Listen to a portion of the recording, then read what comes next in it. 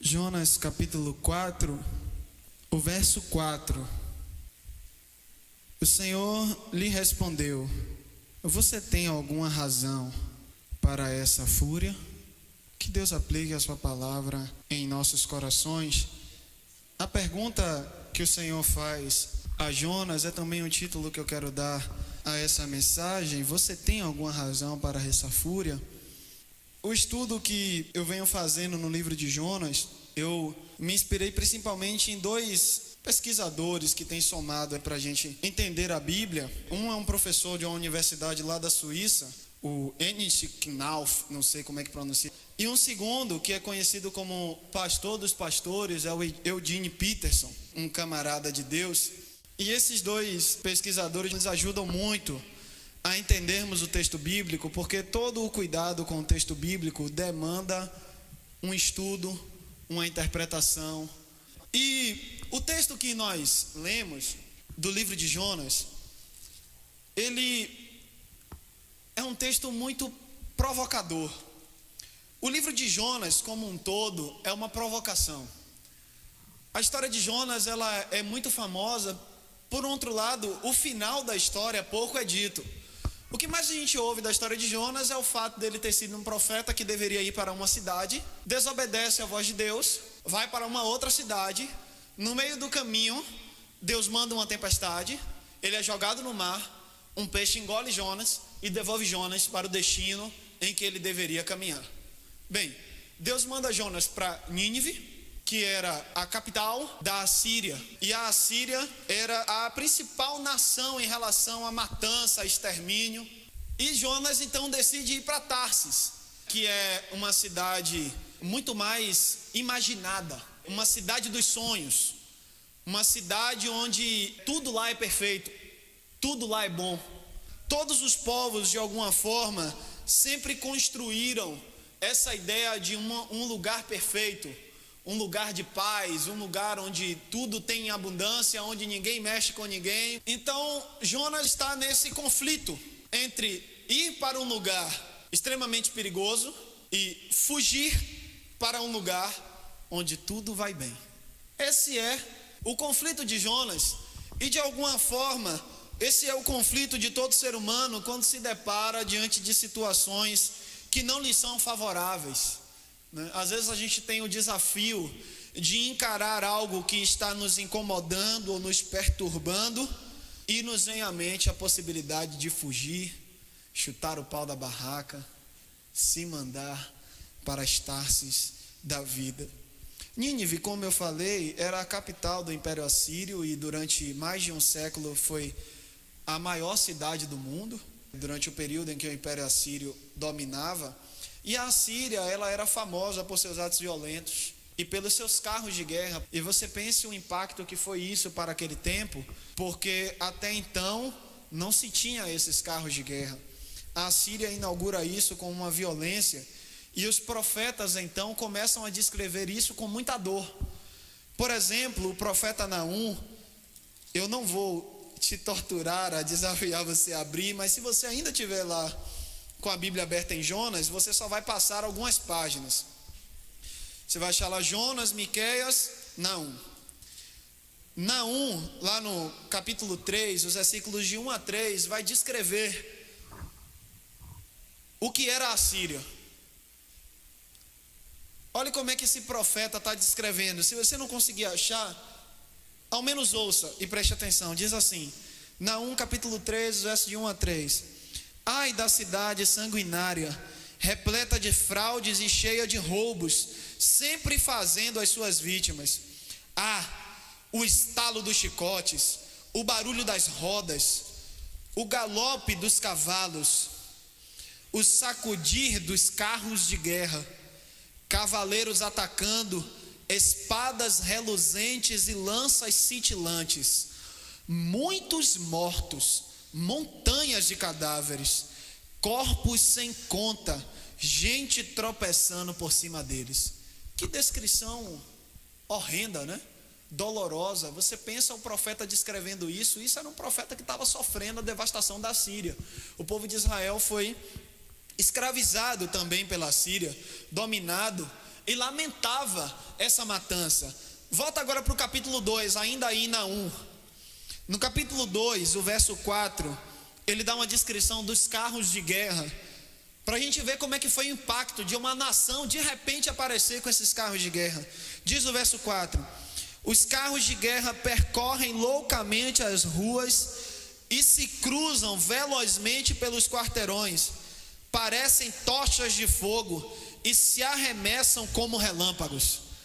Você imagina isso? Porque até então a maior velocidade que você poderia conquistar era um homem montado num cavalo, e agora de repente aparece um carro de guerra puxado por vários cavalos, com mais de um homem dentro desse carro, né, a depender da estratégia que se montasse, e com uma força violenta muito grande. E isso assustava todos, aterrorizava todos. Nínive era certamente uma cidade que causava medo e que tinha as suas razões. E o que é que era muito comum? Era comum que os profetas desejassem a destruição de Nínive. Isso era comum. Quase todos os profetas do Antigo Testamento que foram contemporâneos de Nínive desejaram a destruição dela. Um exemplo muito claro está lá em Sofonias. É um desses livros que você vai continuar passando aí. Você já achou Naum, você vai passar agora por Abacuque e depois vai achar Sofonias. Sofonias, no capítulo 2, versículo 13, diz assim: é Sofonias desejando a destruição e desejando que Deus destruísse Nínive. E diz assim: ele, o Senhor, estenderá a mão contra o norte e destruirá a Assíria, deixando Nínive totalmente em ruínas, tão seca como um deserto. Isso era o desejo de Sofonias, e isso era o desejo de quase todos os profetas. Queriam que Nínive, todos que foram contemporâneos da Assíria, queriam a destruição dela, queriam a destruição da capital da Síria, queriam que Nínive chegasse ao fim. Isso era um desejo. Mas o livro de Jonas surge então como uma grande interrogação na vida desses profetas. Por quê? Porque os profetas, eles são responsáveis pela pregação da misericórdia, pela pregação do amor. É nos profetas que a gente encontra as mais belas declarações de amor, né? No Antigo Testamento, né? Deus convidando o povo à misericórdia e à justiça. E não pense declaração de amor aqui como uma coisa romântica, né? Mas no amor no sentido de justiça, de fato misericórdia, bondade. É nos profetas que a gente encontra isso. No entanto, o livro de Jonas vai colocar uma interrogação até nos profetas. Por quê? Porque os profetas, embora fossem misericordiosos, quando viam as nações inimigas, por vezes esqueciam da misericórdia. Até aqueles que tinham um coração misericordioso, quando tocava na dor deles, quando tocava naquilo que afetava profundamente o povo, isso mexia muito com eles. Então Jonas, que é uma espécie de novela do Antigo Testamento, o Antigo Testamento inclusive tem várias e várias novelas, é uma reflexão e um convite a uma misericórdia mais profunda.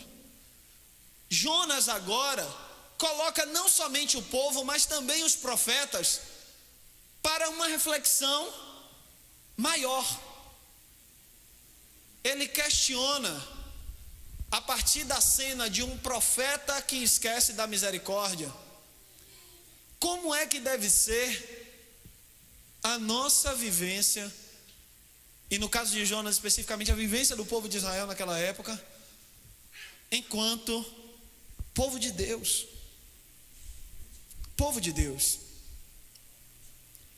Jonas, ele alinha o seu pensamento com o de Isaías capítulo 19, onde deseja que haja uma salvação para o povo de Nínive. E então nos ensina o que eu separei como 4 lições, ou 4 caminhos, que nós devemos também nos permitir refletir. Uma das primeiras coisas que Jonas vai nos apontar está justamente nesse texto que nós lemos. Por quê? Porque o texto que nós lemos diz que depois que Deus coloca Jonas em Nínive, Jonas prega e o povo se arrepende, Jonas fica furioso com Deus, porque Deus não destruiu a cidade. Aí você se pergunta assim, mas que grande contradição é desse profeta?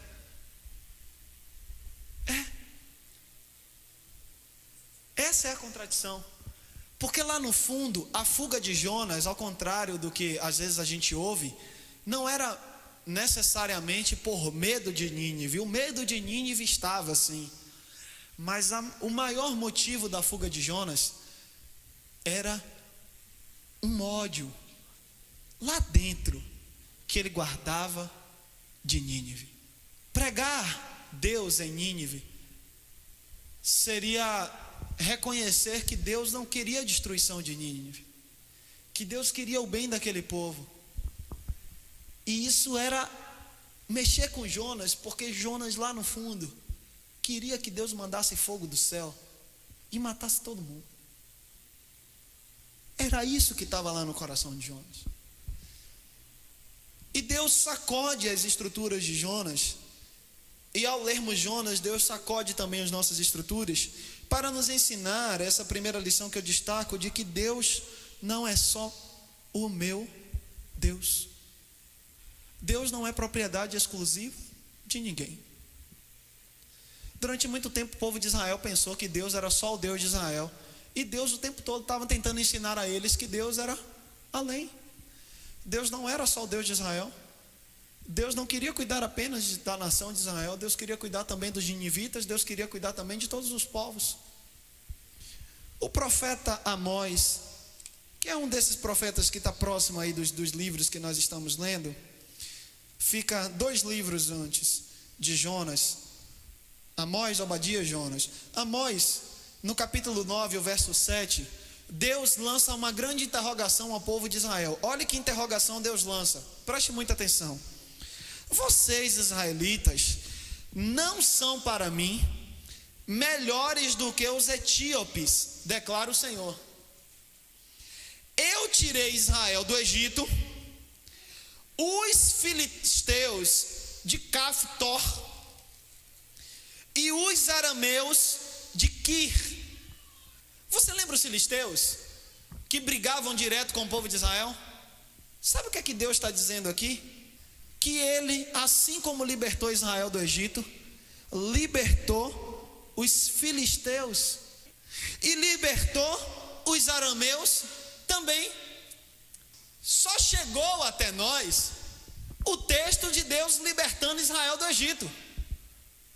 Nós não temos o texto de Deus libertando os filisteus de Caftor e os arameus de Quir, mas Deus está dizendo aqui pela boca do profeta Amós que ele fez.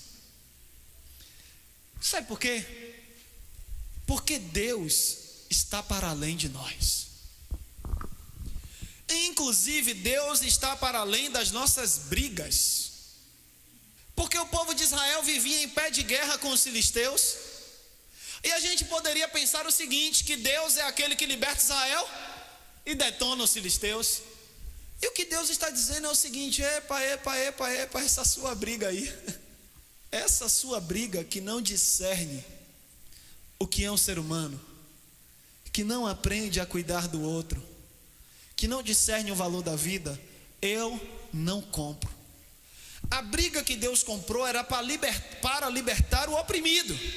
Deus não é só meu, Ele é Pai de todos.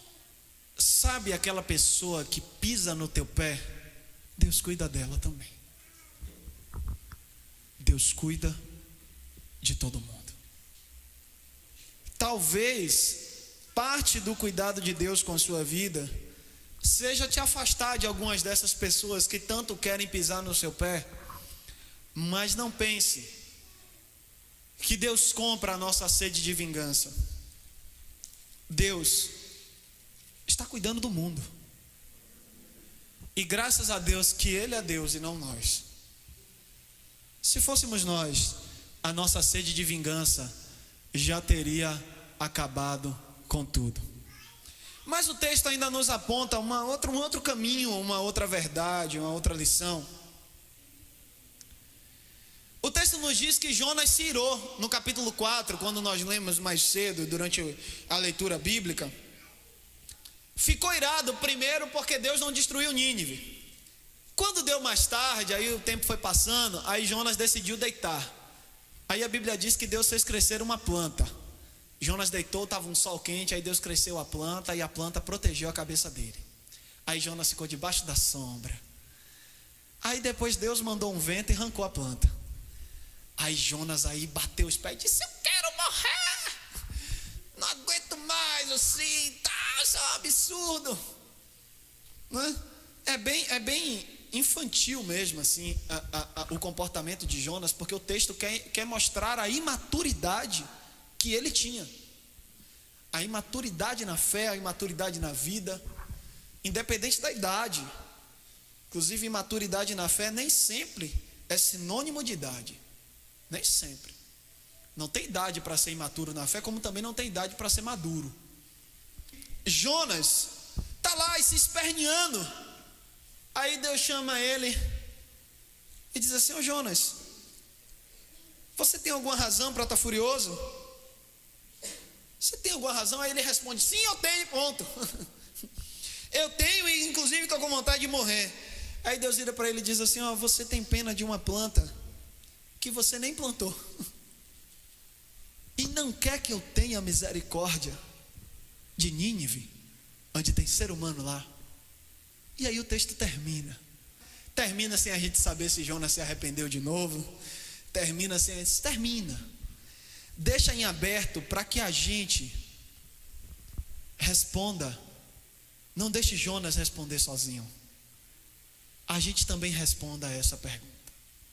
Agora perceba que Jonas, ele se irou. E eu aprendo com isso uma segunda lição, é de que a ira, ela é um útil instrumento de diagnóstico. Parece ser uma coisa estranha isso, né? Mas a ira, ela é um útil instrumento de diagnóstico. Ela nos dá sinal de que alguma coisa está errada. Quando a gente anda muito irritado, brigando com todo mundo, soltando fogo pelas ventas, né? Como se usaria uma expressão popular, tem alguma coisa errada ali. A ira é um excelente diagnóstico. Aquilo que a ira deixa de fazer, no entanto, é nos dizer se o que há de errado está fora ou dentro de nós. Geralmente começamos supondo que o que está errado é externo e botamos a culpa no mundo inteiro. E a história de Jonas nos ajuda a perceber que às vezes, na maioria das vezes, essa nossa ira, agitação, raiva, fúria, é uma questão de lá de dentro, lá na alma. É ego ferido, a raiva de ser contrariado. Ser contrariado dói. Sejamos humanos e vamos admitir que ser contrariado incomoda. Em alguns casos a gente precisa reelaborar dentro de nós o fato de que fomos contrariados. Isso não é fácil. Uma terceira lição, Jonas nos propõe, o livro de Jonas nos propõe, é uma interrogação. Nós podemos hoje negar graça, acolhimento e amor a alguém? Jonas está diante da nação que tanto feriu Israel. Ele colheu na pele a destruição de suas casas, ele viu seus amigos. A história não nos relata se familiares, mas é possível também. Ele viu as pessoas próximas a ele morrerem ou serem humilhadas, pisadas. Ele teria todas as razões para odiar Nínive, mas Deus conduz Jonas a um caminho mais radical de perdão, amor, acolhimento, graça. E nós hoje, que desfrutamos de um novo tempo, nós já estamos depois da cruz de Cristo. Nós desfrutamos um tempo onde a graça é muito maior, onde o amor é muito mais radical. Podemos nós hoje negar graça, acolhimento e amor a alguém? A pergunta que Deus fez a Jonas: se for feita a nós, qual será a nossa resposta? Você tem alguma razão para essa fúria? Por fim, meus irmãos, a criatividade de Deus, por vezes, questiona a voz até dos outros profetas. Deus não se contenta com nada menos que o amor. Os outros profetas não eram homens de Deus? Eram. Mas quando chegou em determinado assunto, eles falaram mais com o coração ferido do que com a voz do Espírito. Eu acredito nisso, inclusive eu estou traduzindo isso para o nosso tempo. Tem muito homem de Deus, mas às vezes em alguns assuntos eles falam mais com o seu coração ferido do que com a voz do Espírito. E o livro de Jonas nos mostra que o Espírito questiona a voz até dos outros profetas. Porque quando o assunto é misericórdia, o Espírito coloca todo mundo sentado. E ele senta junto e começa a ensinar os caminhos da misericórdia e do amor, do perdão. É isso que o Espírito faz. Eu li aqui com você, eu li com você Naum, eu li com você Sofonias, eu li com você Amós. Todos esses profetas queriam o quê? Que Nínive fosse destruída. Mas o que foi que Deus provocou em Jonas? Foi um caminho mais radical. Por isso que eu chamei de criatividade de Deus, porque Deus não para de criar. Deus não para de reinventar, de remodelar. Sabe, Deus é esse constante criador que está constantemente fazendo nova todas as coisas, seja no universo, seja em nós. Pelo poder criador do Espírito, Deus está nos fazendo constantemente nova criatura. Nós todos os dias estamos nascendo de novo. Todos os dias que nós aprendemos mais sobre Deus, todos os dias que nós aprendemos mais sobre o amor, todos os dias que nós aprendemos mais sobre a misericórdia, nós nascemos de novo. E Deus está nos reinventando, nos refazendo, nos modelando. E Deus falava isso com o povo de Israel o tempo todo. Deus falou com o profeta Jeremias dizendo o seguinte: olha, desce a casa do oleiro. Ele desceu. Aí Deus mostrou a ele um oleiro fazendo um vaso. Aí o vaso se entortou. Aí o oleiro pegou o vaso, amassou todo de novo, virou uma massa sem forma nenhuma. Aí o Jeremias ficou olhando assim. Daqui a pouco o oleiro foi e fez um vaso todo certinho. Aí Deus falou com Jeremias: você viu? O vaso estava ficando torto. Aí o oleiro refez da forma certa. Não posso eu fazer assim também com a casa de Israel? É isso que eu quero fazer. E é esse o agir de Deus na história. E é isso que Ele quer fazer em nós: nos modelar e nos remodelar toda vez que a gente virar o vaso torto, toda vez que a gente descambar para um lado assim, sabe, para um lado meio errado, que não é o da vontade do Pai. Ele quer nos modelar, nos ensinar. E eu gosto desse movimento da Bíblia, porque a revelação progressiva nos ajuda muito a entender que a revelação hoje, nos nossos dias, também é progressiva. O entendimento é a partir de cada tempo. A cada novo tempo, Deus vai nos fazendo crescer um pouco mais, aprender um pouco mais, discernir um pouco mais. E é isso que Ele quer fazer com a minha e com a sua vida. O livro de Jonas questionou os profetas que eram autoridade no povo de Israel. E a minha e a sua vida, como ficará depois do livro de Jonas?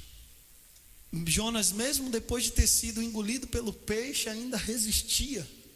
Nós não precisamos de peixes, nós precisamos retirar as resistências para o sopro criativo de Deus. Tem gente que pensa que Deus parou a criação no 7º dia. Não, a Bíblia diz que Deus descansou no 7º dia. Sabe o que é que ele fez no 8º? Continuou criando. René Descartes dizia isso, que a criação é contínua. Deus está continuamente fazendo. Deus está continuamente agindo.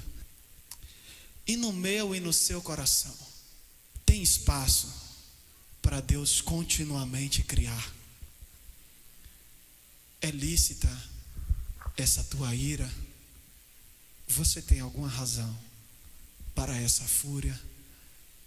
Eu te convido a responder isso agora em oração. Eu vou fazer 30 segundos de silêncio.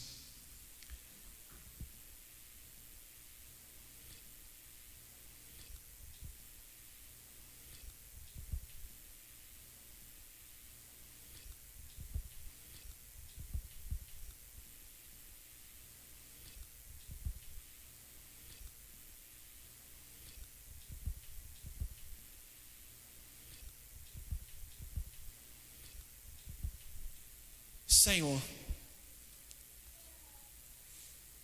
nos livre, ó Deus, de como Jonas passar por tanta turbulência na vida e ainda assim não mudar. Senhor, nos livre de como Jonas passar por tempestade, ser engolido pelos peixes da vida e ainda assim não aprender a amar. Senhor, nos livre disso. Que as tempestades da vida, que os peixes que andam tentando nos engolir, só sirvam, Senhor, para nos ensinar a amar mais, para nos tornar pessoas mais dóceis, mais misericordiosas, pessoas mais sensíveis à Tua voz, pessoas mais abertas ao sopro do Teu Espírito. Não nos deixe, Senhor, apanhar da vida e não aprender nada. Não nos deixe, Senhor. Não nos deixe, ó Deus. Guia-nos, Senhor, para o caminho do amor. Guia-nos, Senhor, para o caminho da misericórdia. Sensibiliza-nos, ó Pai. Essa é a nossa oração, Senhor. Em nome de Jesus e para a glória eterna de Jesus. Amém. Louvado seja Deus. Que o amor de Deus, o Pai, a graça bendita de Jesus Cristo e a união do Santo Espírito permaneça sobre todos nós e sobre toda a face da terra, agora e para todo sempre. Amém. Louvado seja Deus.